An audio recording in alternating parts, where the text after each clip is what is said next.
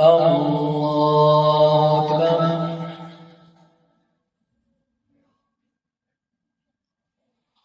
الحمد لله رب العالمين الرحمن الرحيم مالك يوم الدين إياك نعبد وإياك نستعين اهدنا الصراط المستقيم صراط الذين أنعمت عليهم غير المغضوب عليهم ولا الضالين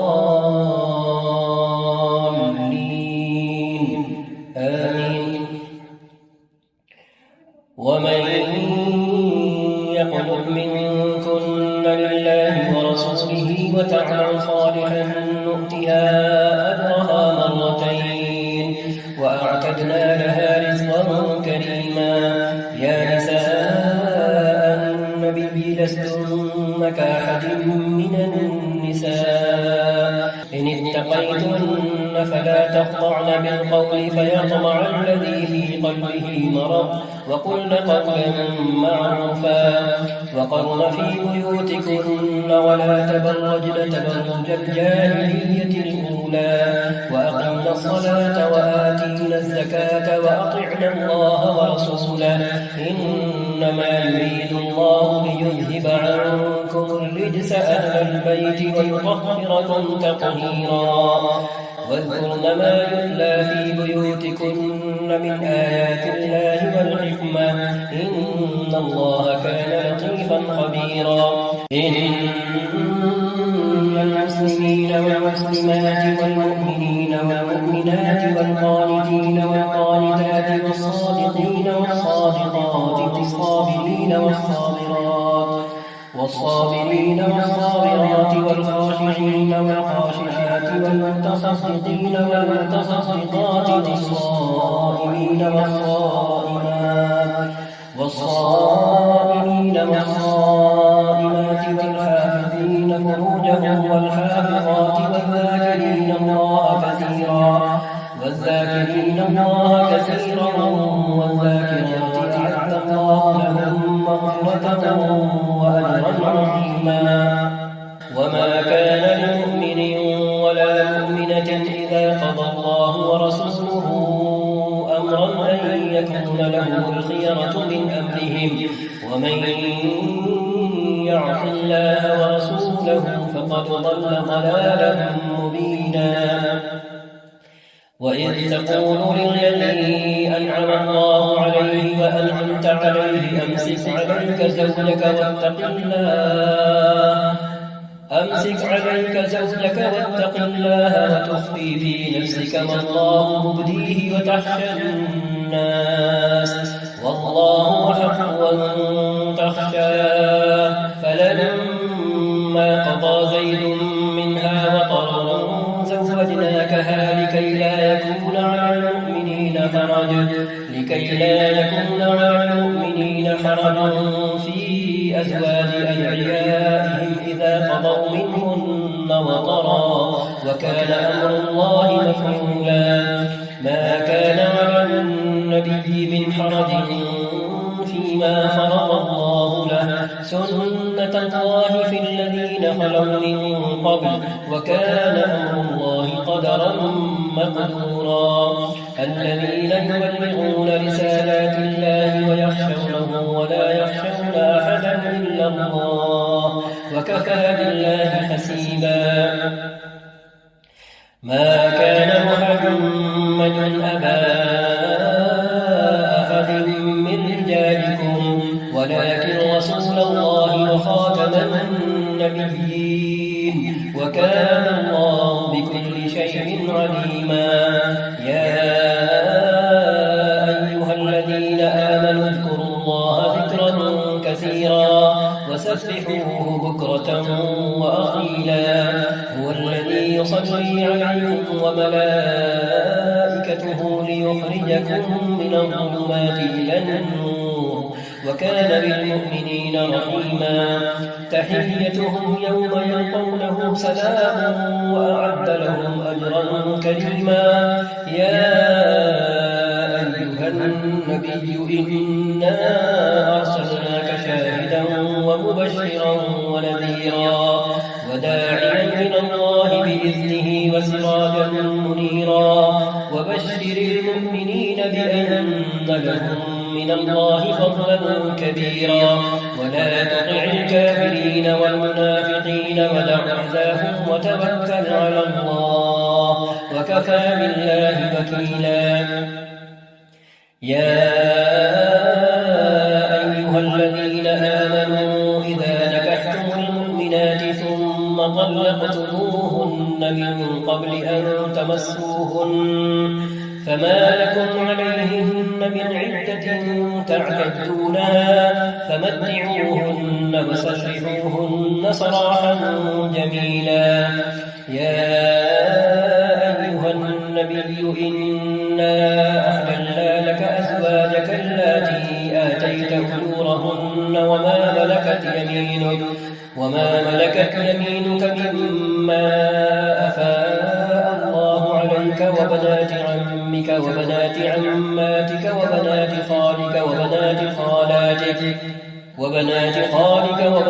خالاتك اللاتي هاجرن معك وامرأة مؤمنة إن وهبت نفسها للنبي إن أراد النبي أن يستنكحها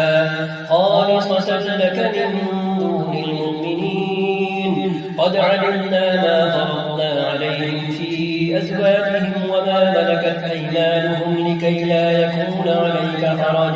وكان الله غفورا رحيما. ترضي من تشاء منهن وتؤوي إليك من تشاء ومن ابتغيت ممن عزلت فلا جناح عليك ذلك أدنى أن تقر أعينهن ولا يحزن ويرضين بما آتيتهن كلهن والله يعلم ما في قلوبكم وكان الله عليما حليما. لا يحل لك النساء من بعد ولا أن تبدل بهن من أزواج ولو أعجبك حسنهن إلا ما ملكت يمينك وكان الله على كل شيء رقيبا. يا أيها الذين آمنوا لا تدخلوا بيوت النبي إلا أن يؤذن لكم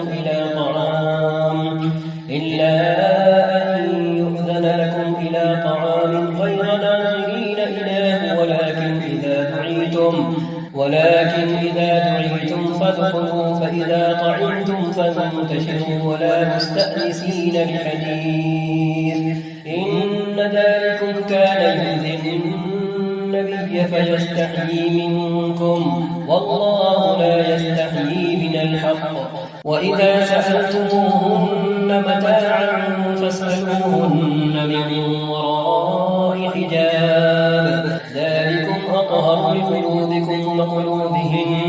وما كان لكم أن تؤذوا رسول الله ولا أن تنكحوا أزواجه من بعده أبدا إن ذلكم كان عند الله عظيما. إن تبدوا شيئا أو تخفوه فإن الله كان بكل شيء عليما. لا جناح عليهن في آبائهن ولا أبنائهن ولا إخوانهن ولا أبناء إخوانهن ولا أبناء إخوانهن ولا أبناء أخواتهن ولا نسائهن ولا ما ملكت أيمانهن واتقين الله إن الله كان على كل شيء شهيدا. إن الله وملائكته يصلون على النبي يا أيها الذين آمنوا صلوا عليه وسلموا تسليما. إن الذين يؤذون الله ورسوله لعنهم الله في الدنيا والآخرة وأعد لهم عذابا مهينا.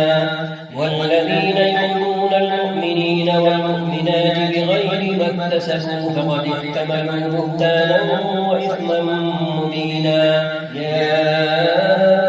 أيها النبي قل لأزواجك وبناتك ونساء المؤمنين يدنين عليهن من جلابيبهن ذلك أدنى أن يعرفن فلا يؤذين وكان الله غفورا رحيما.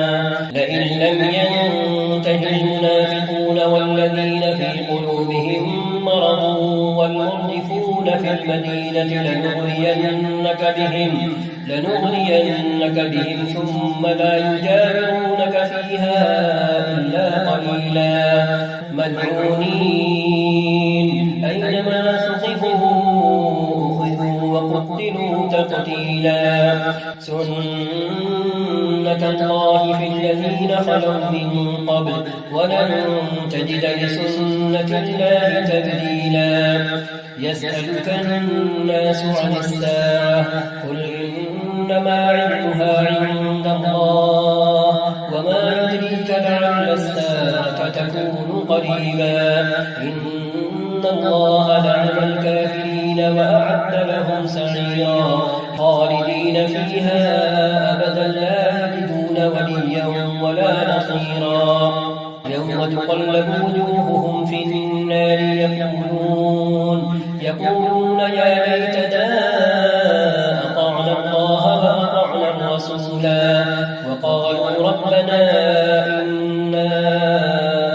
أطعنا سادتنا وكبراءنا فأضلونا السبيلا. ربنا آتهم ضعفين من العذاب والعنهم لعنا كبيرا. يا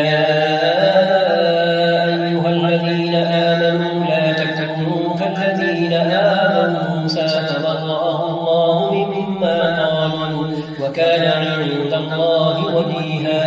يا أيها الذين آمنوا اتقوا الله وقولوا قولا سديدا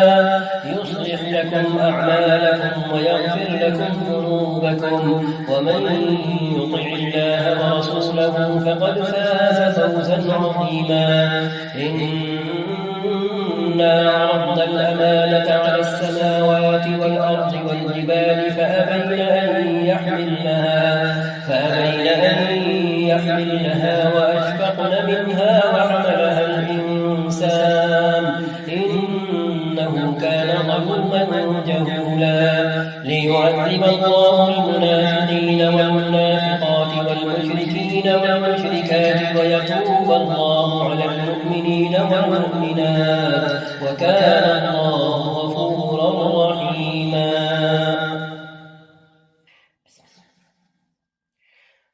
الحمد لله الذي له ما في السماوات وما في الأرض وله الحمد في الآخرة وهو الحكيم الخبير.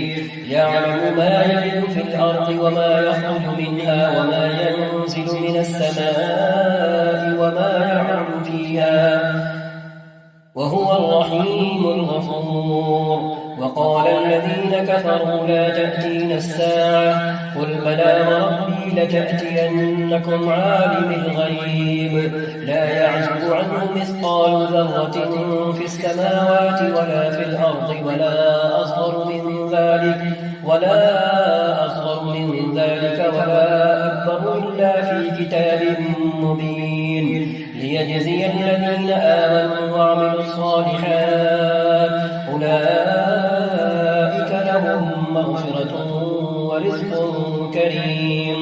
والذين سعوا في آياتنا معاجزين أولئك لهم عذاب من رجز أليم. ويرى الذين أوتوا العلم الذي أنزل إليك من ربك هو الحق ويهدي إلى صراط العزيز الحميد. ويرى الذين أوتوا العلم الذي أنزل إليك من ربك هو الحق ويهدي إلى صراط العزيز الحميد. وقال الذين كفروا هل ندلكم على رجل ينبئكم إذا مزقتم كل ممزق إنكم لفي خلق جديد أفترى على الله كذبا أم به جنة بل الذين لا يؤمنون بالآخرة في العذاب والضلال البعيد. أفلم يروا إلى ما بين أيديهم وما خلفهم من السماء والأرض إن نشأ نخسف بهم الأرض أو نسقط عليهم كسفا من السماء إن في ذلك لآية لكل عبد منيب. ولقد آتينا داود منا فضلا يا جبال أوبي معه والطير وألنا له الحديد أن اعمل سابغات وقدر في السرد واعملوا صالحا إني بما تعملون بصير. ولسليمان الريح قدرها شهر ورواحها شهر وأسلنا له عين القطر ومن الجن من يعمل بين يديه بإذن ربه ومن يزغ منهم عن أمرنا نذقه من عذاب السعير. يعملون له ما يشاء من محاريب وتماثيل وجفان كالجواب وقدور الراسيات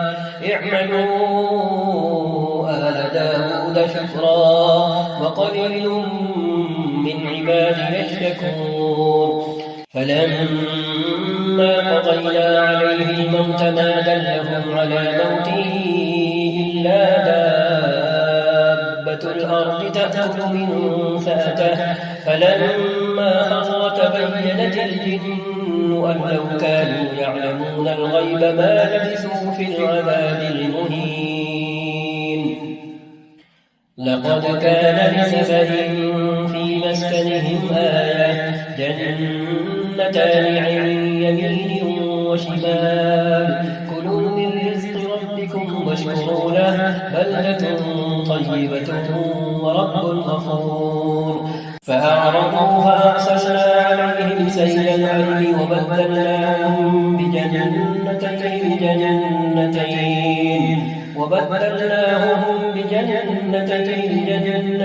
ذواتي أكل خضر وأثل وشيء من سدر قليل ذلك جزيناهم بما كفروا وهل نجازي إلا الكفور. وجعلنا بينهم وبين القرى التي باركنا فيها قرى ظاهرة وقدرنا فيها السير سيروا فيها ليالي وأياما آمنين. فقالوا ربنا باعد بين أسفارنا وظلموا أنفسهم فجعلناهم أحاديث ومزقناهم كل ممزق إن في ذلك لآيات لكل صبار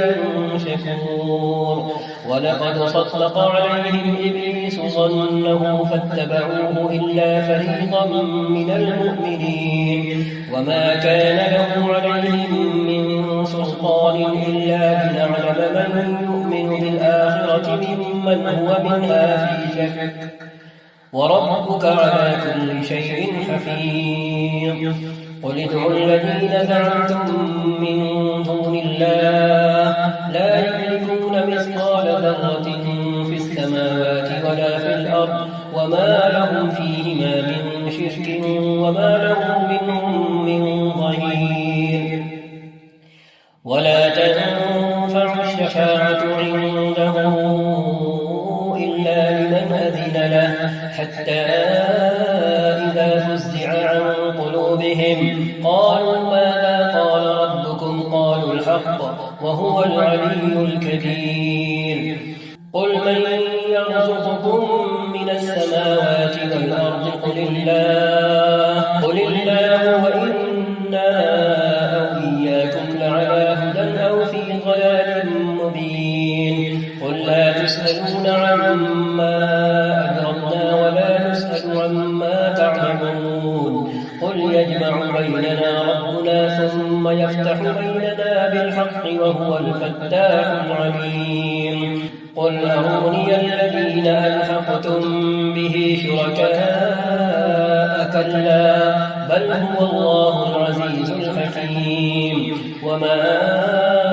أرسلناك إلا كافة للناس بشيرا ونذيرا ولكن أكثر الناس لا يعلمون ويقولون متى هذا الوعد إن كنتم صادقين قل لكم ميعاد يوم لا تستأخرون عنه ساعة ولا تستقدمون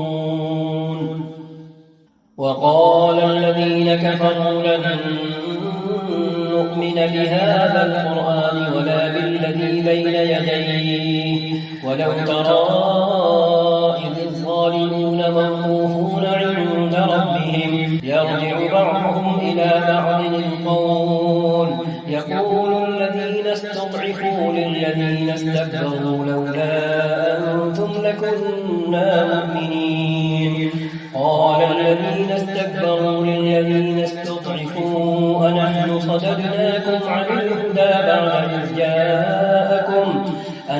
صددناكم عن الهدى بعد إذ جاءكم بل كنتم مجرمين وقال الذين استضعفوا للذين استكبروا بل مكر الليل والنهار إذ تأمروننا أن نكفر بالله ونجعل له أندادا وأسروا الندامة لما رأوا العذاب وجعلنا الأغلال في أعناق الذين كفروا هل يجزون إلا ما كانوا يعملون وما أرسلنا في قرية من نذير إلا قال مترفوها إنا بما أرسلتم به كافرون وقالوا نحن أكثر أموالا وأولادا وما نحن بمعذبين قل إن ربي يبسط الرزق لمن يشاء ويقدر ولكن أكثر الناس لا يعلمون وما أموالكم ولا أولادكم بالتي تقربكم عندنا زلفى إلا من آمن وعمل صالحا فأولئك لهم جزاء الضعف بما عملوا وهم في الغرفات آمنون والذين يسعون في آياتنا معاجزين أولئك في العذاب محضرون قل إن ربي يبسط الرزق لمن يشاء من عباده ويقدر له وما أنفقتم من شيء فهو يخلفه وهو خير الرازقين ويوم يحشرهم جميعا ثم يقول للملائكة أهؤلاء إياكم كانوا يعبدون قالوا سبحانك أنت ولينا من دونهم بل كانوا يعبدون الجن أكثرهم بهم مؤمنون فاليوم لا يملك بعضكم لبعض نفعا ولا ضرا ونقول للذين ظلموا ذوقوا عذاب النار التي كنتم بها تكذبون وإذا تتلى عليهم آياتنا بينات قالوا ما هذا إلا رجل يريد أن يصدكم عما كان يعبد آباؤكم وقالوا ما هذا إلا إفك مفترى وقال الذين كفروا للحق لما جاءهم إن هذا إلا سحر مبين وما آتيناهم من كتب يدرسونها وما أرسلنا إليهم قبلك من نذير وكذب الذين من قبلهم وما بلغوا معشار ما آتيناهم فكذبوا رسلي فكيف كان نكير قل إنما أعظكم بواحدة أن تقوموا لله مثنى وفرادا ثم تتفكروا ما بصاحبكم من جنة إن هو إلا نذير لكم بين يدي عذاب شديد قل ما سألتكم من أجر فهو لكم إن أجري إلا على الله وهو على كل شيء شهيد قل إن ربي يقذف بالحق علام الغيوب قل جاء الحق وما يبدئ الباطل وما يعيد قل إن ضللت فإنما أضل على نفسي وإن اهتديت فبما يوحي إلي ربي إنه سميع قريب ولو ترى إذ فزعوا فلا فوت وأخذوا من مكان قريب وقالوا آمنا به وأنى لهم التناوش من مكان بعيد وقد كفروا به من قبل ويقذفون بالغيب من مكان بعيد وحيل بينهم وبين ما يشتهون كما فعل بأشياعهم من قبل إنهم كانوا في شك مريب الحمد لله فاطر السماوات والأرض جاعل الملائكة رسلا أولي أجنحة مثنى وثلاث ورباع يزيد في الخلق ما يشاء إن الله على كل شيء قدير ما يفتح الله للناس من رحمة فلا ممسك لها وما يمسك فلا مرسل له من بعده وهو العزيز الحكيم يا أيها الناس اذكروا نعمة الله عليكم هل من خالق غير الله يرزقكم من السماء والأرض لا إله إلا هو فأنى تؤفكون وإن يكذبوك فقد كذبت رسل من قبلك وإلى الله ترجع الأمور يا أيها الناس إن وعد الله حق فلا تغرنكم الحياة الدنيا ولا يغرنكم بالله الغرور إن الشيطان لكم عدو فاتخذوه عدوا إنما يدعو حزبه ليكونوا من أصحاب السعير الذين كفروا لهم عذاب شديد والذين آمنوا وعملوا الصالحات لهم مغفرة وأجر كبير أفمن زين له سوء عمله فرآه حسنا فإن الله يضل من يشاء ويهدي من يشاء فلا تذهب نفسك عليهم حسرات إن الله عليم بما يصنعون والله الذي أرسل الرياح فتثير سحابا فسقناه إلى بلد ميت فأحيينا به الأرض بعد موتها كذلك النشور من كان يريد العزة فلله العزة جميعا إليه يصعد الكلم الطيب والعمل الصالح يرفعه والذين يمكرون السيئات لهم عذاب شديد ومكر أولئك هو يبور والله خلقكم من تراب ثم من نطفة ثم جعلكم أزواجا وما تحمل من أنثى ولا تضع إلا بعلمه وما يعمر من معمر ولا ينقص ينقص من عمره إلا في كتاب إن ذلك على الله يسير وما يستوي البحران هذا عذب فرات سائغ شرابه وهذا ملح أجاج ومن كل تأكلون لحما طريا وتستخرجون حلية تلبسونها وترى الفلك فيه مواخر لتبتغوا من فضله ولعلكم تشكرون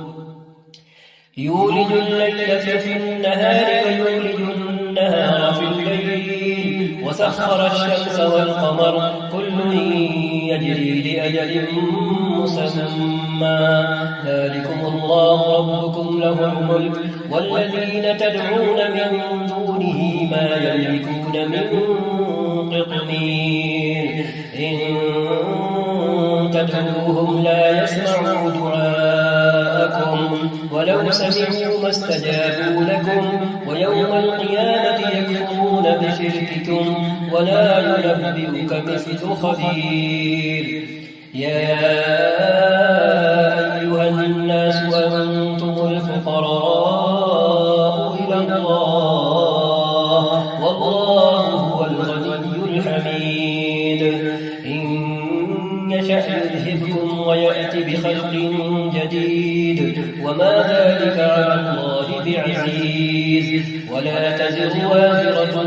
وزر أخرى وإن تدع مثقلة إلى حملها لا يحمل منه شيء ولو كان ذا قربى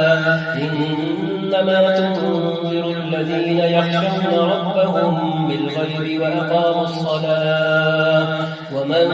تزكى فإنما يتزكى لنفسه وإلى الله المصير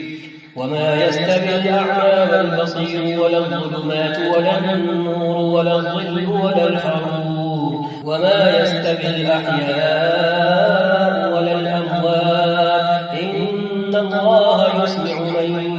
يشاء وما أنت بمسمع من في القبور إن أنت إلا نذير إنا أرسلناك بالحق بشيرا ونذيرا وإن من أمة إلا خلا فيها نذير وإن يكذبوك فقد كذب الذين من قبلهم جاءتهم رسلهم بالبينات وبالزبر وبالكتاب المنير ثم أخذت الذين كفروا فكيف كان نكير ألم تر أن الله أنزل من السماء ماء فأخرجنا به ثمرات مختلفا ألوانها ومن الجبال جدد بيض وحمر مختلف ألوانها وغرابيب سود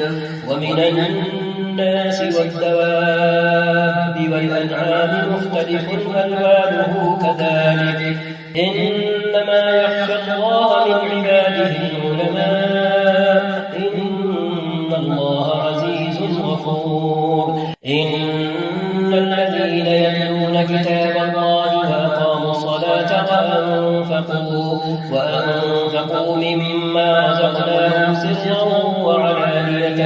يرجون تجارة لن تبور ليوفيهم أجورهم ويزيدهم من فضله إنه غفور شكور والذي أوحينا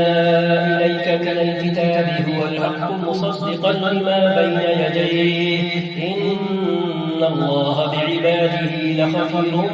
بصير ثم أورثنا الكتاب الذين اصطفينا من عبادنا فمنهم ظالم لنفسه ومنهم مقتصد ومنهم سابق بالخيرات بإذن الله ذلك هو الفضل الكبير جنات عدن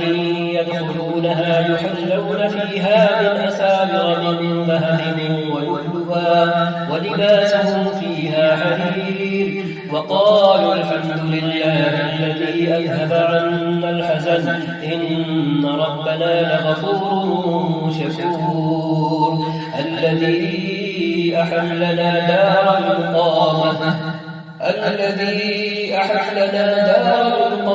من فضله لا يمسنا فيها نصب